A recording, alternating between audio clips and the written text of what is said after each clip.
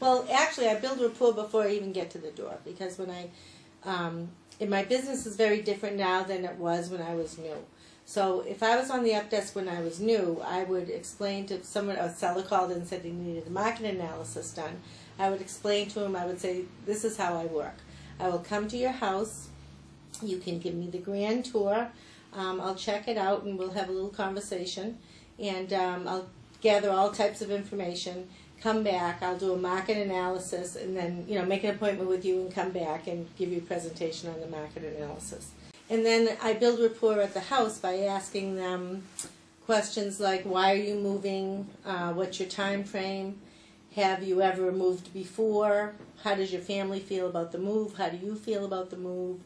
And try to personalize it and get a feeling for where they're coming from and what's important to them. So when I come back for the presentation, I can address those issues too. When I get to the house the first time, I do, as Lynn said, spend some time finding out what their hopes and expectations are for the process, so that when I come back the second time, I can address maybe if it's a relocation couple that have moved. Oftentimes they'll have an experience that they don't want to repeat. Mm-hmm.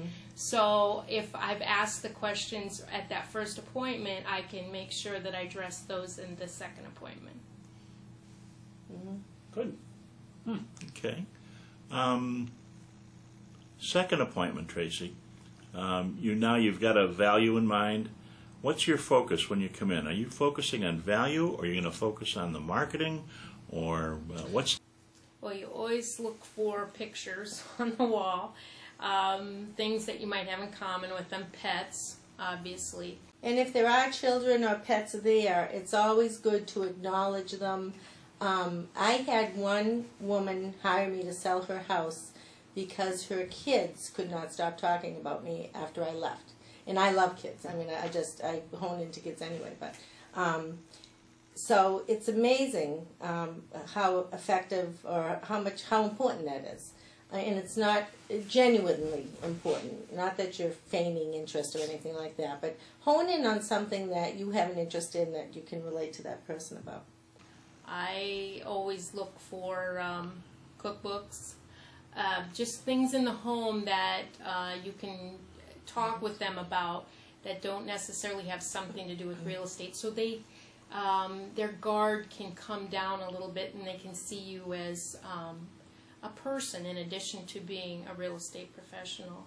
I really need a roadmap when I'm going in, because I definitely get nervous when I'm going out on a presentation, especially if it's not somebody that I'm well acquainted with. So I do have a list that I work off of. Finding some information from the town website on their home, printing up their plot plan. Also print up the actives and solds and under agreements in the town, so that I can take the list of properties to them, and I'll say, this is, when I come back for the second time, I'm going to be honing in on a couple of the active listeds, a couple of the under agreements, a couple of the sold, so that before I get here, if you'd like, you can go out and drive around and see how you think you compare with the properties that are selling right now. I always do my my laptop marketing presentation before I do pricing. I show them that I have the pricing, and the laptop presentation includes a downloaded version from ERA Key Team, I believe, as well as slides that I think are important that I put in, slides that are pertinent to our company stats. I will go back with a snapshot from MLS's stats and show them that we are either the better company or I am the better agent.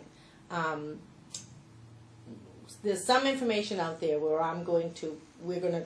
the company and I are going to be in better shape than the competition, and I'm going to find that information. And I'm Absolutely. Going to bring it to them. I am working right now on a CMA for Northbridge, and one of the things I always do is a snapshot of the town. Mm-hmm. And so when I went to print that up this morning, ERA Key, #1 at the top, so definitely that sheet's going with me. Right.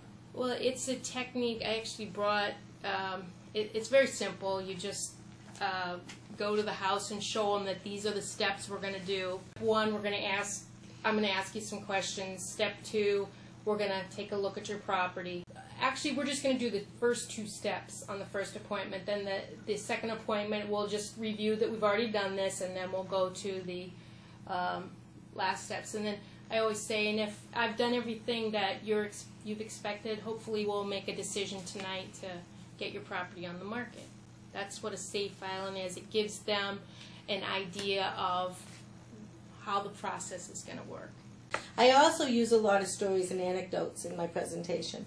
I enjoy life and believe in having fun, and so I like to inject a lot of humor, and I feel like if people are laughing, as long as they're not pointing and laughing at me, it's a good thing because I have their attention. I always take the seller's resource out that I leave at the first appointment, and I do say to them, if you are able to spend some time looking at this, I will not have to, talk as much about my marketing plan when I come back the second time. Very seldom do I get from a seller that they have seen a similar presentation as to what I do.